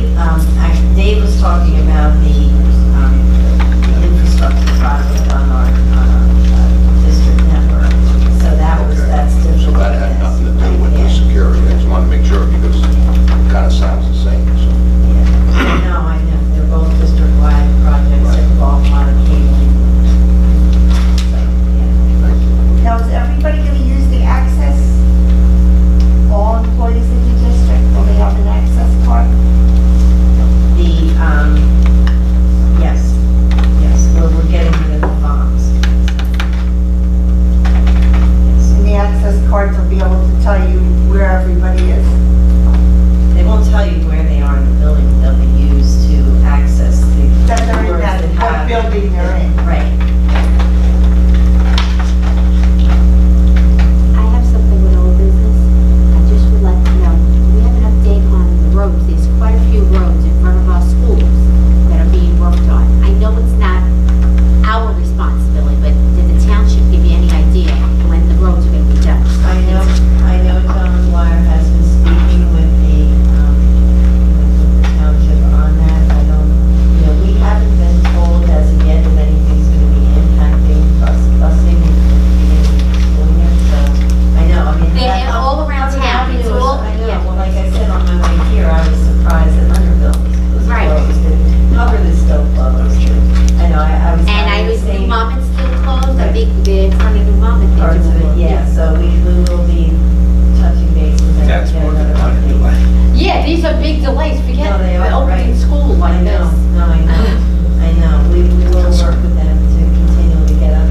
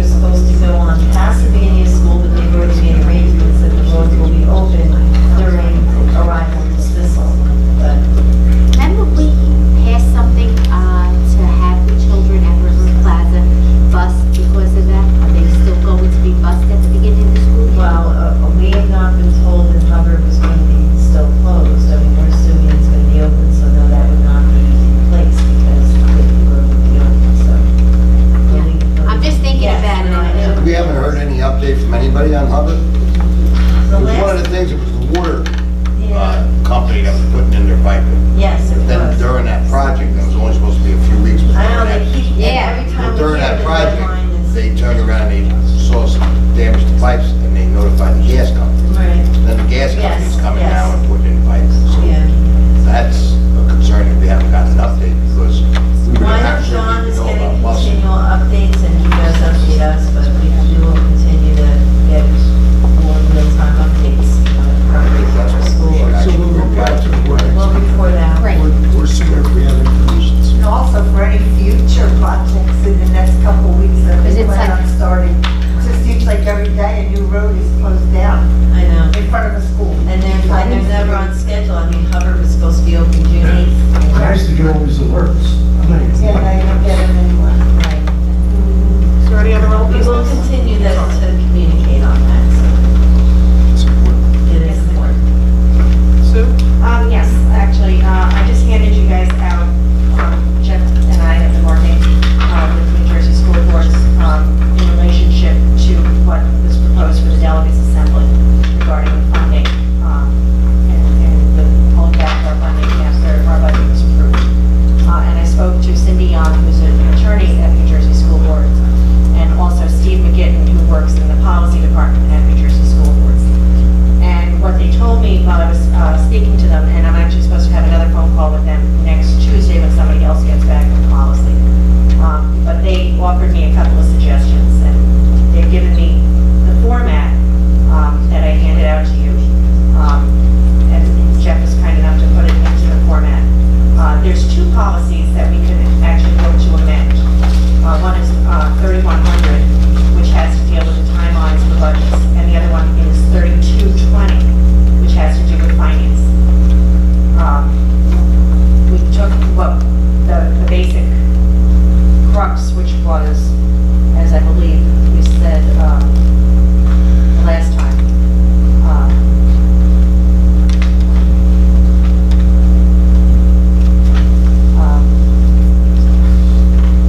that Middletown Board of Education believes that it is detrimental to students, school programs, and local taxpayers to have the state reduce projected aid to school districts after school budgets have been adopted, and fit it into those two codes, in different areas of the resolved area of the format of the delegate assembly. They also suggested that we take Jeff's original proposal and present that to the Monmouth County School Boards Association when they meet in September, and ask for their support in presenting that to our legislators in Trenton. So they said there's two ways to go with this.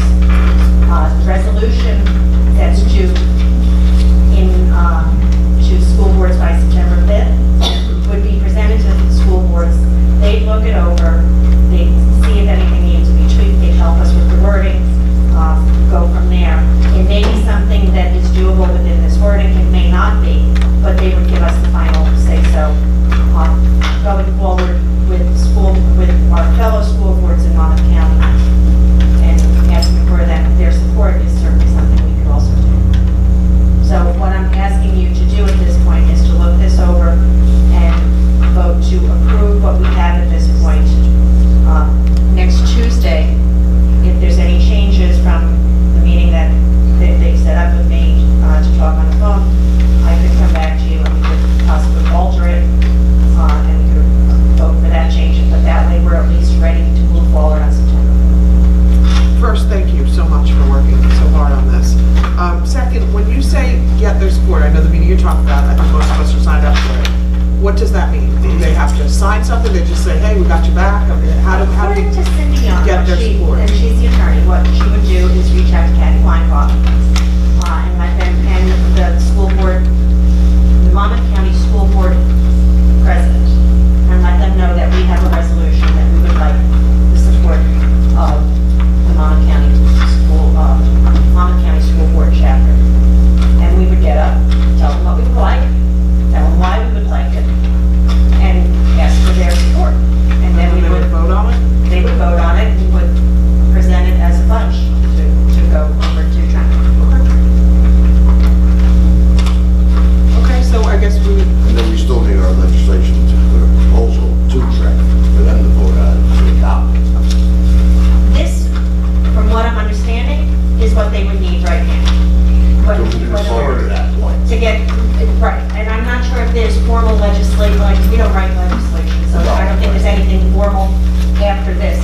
Molina, you could probably correct me. Yeah, I don't think there's anything pending right now, so this would urge the Assembly and maybe the Governor's Office to propose something.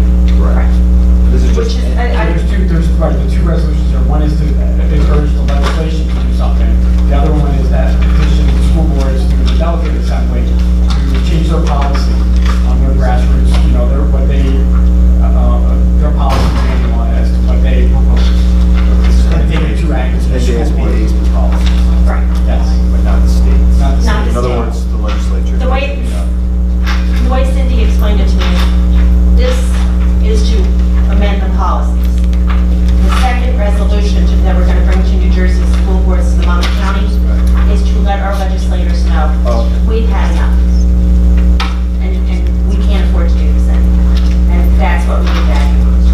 So we got them on cheap shots, pretty much. And so isn't the next step then, if school boards accept your resolution, they start doing the push once they approve Yes. the delegate assembly? Yes, there's a couple of steps in the process. We approve this, it goes to school boards to be approved, to be put on the delegates assembly, be put forth to the delegates assembly. Then the delegates assembly has to approve it, and then they start They start working advocating. on it, yeah. Okay?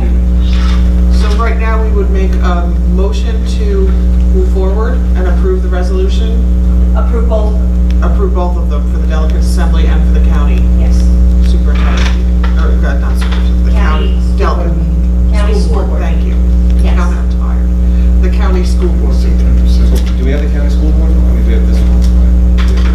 The second one, the shorter one should have been in packet. Oh, it was okay. So, That's, okay, yeah, got it. Okay, so we need a motion to approve both resolutions. Can I make it? Please, I'll make that motion. Second. discussion?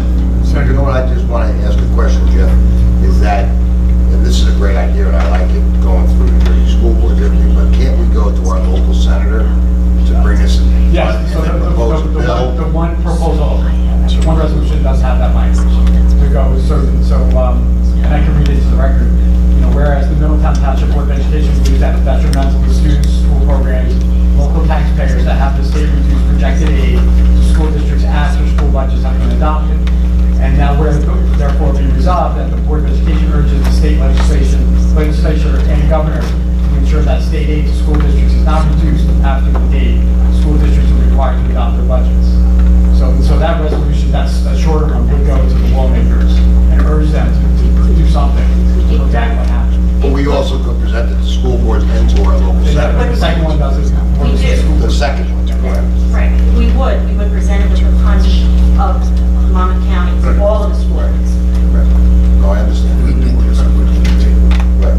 I just think that we should also send that one to our local senator. Because it happened to you this year, and it was a smaller number, but it happened to anybody. And quite frankly, we're not talking about the number, what we're saying is once our budgets have been approved, please don't do a look back. This is what we budgeted, so this is. Our local assembly, or, so I think we can add that to it, Freeholders freeholders assembly. If we add that to that proposal, I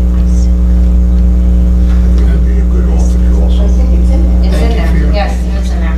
It is? Yeah, your work. Yeah, I agree. Thank you very much, Sue. Thank you, Sue. So I'm happy to do it. So all in favor? Aye. Opposed? Abstentions? Motion carries. Thank you so much, Sue, for all your work. I appreciate it. Is there any other old business? Move on to new business. Under new business, I just wanted to mention that this week, the Middletown Board of Education and the administration was recognized by the town council for our part in Middletown being one of the safest schools, or safest places to raise a child in the country.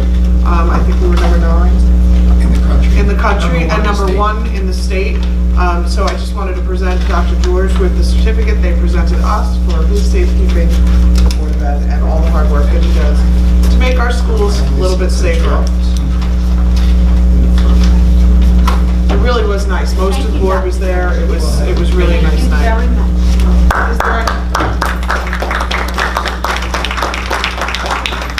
Is there any other new business?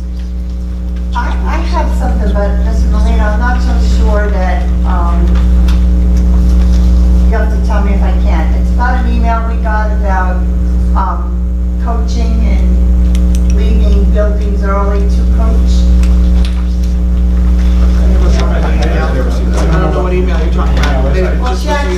actually was rescinded after a while, but I just want to make sure that teaching comes first. And when there's a contract, that we're following it through, and that we're not letting It sounds like people go. personnel, so I would urge you to go. Yeah, send that. everybody got the email, and the lady, it was on our board email. Is this the one where she sent him that said it was an accident, I didn't mean to send it? But she brought a concern in it, and that's I concern. don't remember that one, it was a while ago. But it's still an issue. Okay. Is there any other new business? Actually, yeah. I would like to, and I don't need it tonight, but I would like to know about our partnership with Monmouth University. I'd like to know what is our part in it, what is their part in it, how it benefits our students, how it benefits our staff. You know, we went through the Brookdale thing and we got a really good idea of what's going on there.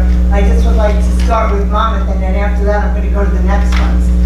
Like what our benefits are for our district, how much time we put in, how much staff time we put in, how much time they put into us.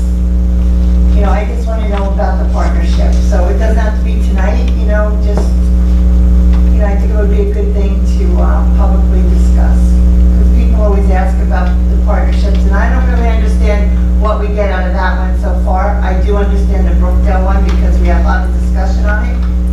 So I would like to, you know, have more discussion on Monmouth, and then, you know, maybe next our partnership with Seton Hall, you know, because we do have a lot of partnerships and exactly what it means for Middletown. Could we put that on the workshop agenda for next month? Just a little update on the partnerships and how they work? Yeah? Everything except Brookdale, because I do think we know a lot about Brookdale, yes. Yeah, and that's, I mean, that's what kind of got me thinking about it. We were talking about that with some parents, and I really couldn't explain the others. Okay. Is there any other new business? And we're going to make our new business our old business on the agenda for next month. Correct. And now we are going to open the floor to public comment on any topic.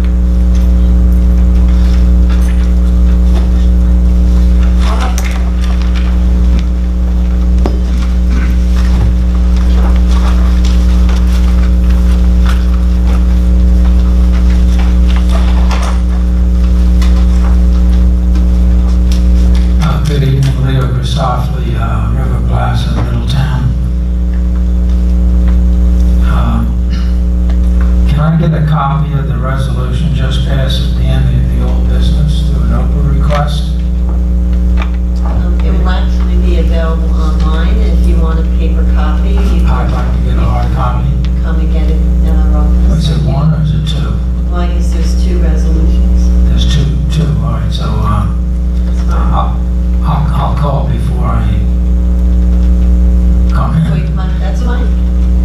Absolutely. Okay. The second question I have is how is the Board of Ed budgeting to deal with two monetary problems that have beset the Board of Ed's budgeting team due to state activity at the state level. One is I understand it's a decrease in state aid. I understand from the newspaper that has not been brought up in any meeting I've attended, or even, I don't think I even read in the newspaper, that the reason why decreased funds from the school aid from the state, one reason given is a drop in the number of students. And as you know, St. Joseph closed, you know that Holy Family closed, you know that Mother Teresa closed, and I think a lady at Perpetual Help School along Route, all of them along Route 36, I believe in Middletown. It's kind of surprising that the school population didn't increase with those closures. I guess you can entertain the question, if you will. In fact, as the school population dropped significantly, so that you would get a reduction of decrease of 350, rounded up $357,000. I think the first thing I think I can answer is that all the schools that you mentioned, none of them are in Middletown. So if the majority of those students, I would imagine, from Holy Family were Union Beach, from Our Lady of Perpetual Health is Highlands or Atlantic Highlands. So they're not in Middletown. That wouldn't affect our enrollment. But at the budget questions, I think, Amy? I believe your question is related to the recent reduction in state aid that was assessed at $356,000. We did address that at last month's voting meeting, adjusted our budget for that amount. We decreased our anticipated state aid revenue. We increased our anticipated revenue from extraordinary aid, which is another funding source from the state related to our special education services, which we felt was appropriate to do. So we did make an adjustment for that at last month's board meeting. We were required to submit that to the state by the beginning of August. As far as that, the reason for that reduction, there were reductions made to many districts. I mean, our student enrollment has declined somewhat over the past several years, but this adjustment was made after our state aid was determined for this current year, and it was made for state budgetary reasons. They were cutting amounts from certain districts to either reallocate to other districts, or some districts remain the same. So, are you making up out of the funds that come to you as the treasurer? Are you what's the source of the monies? Is it increased taxes? No.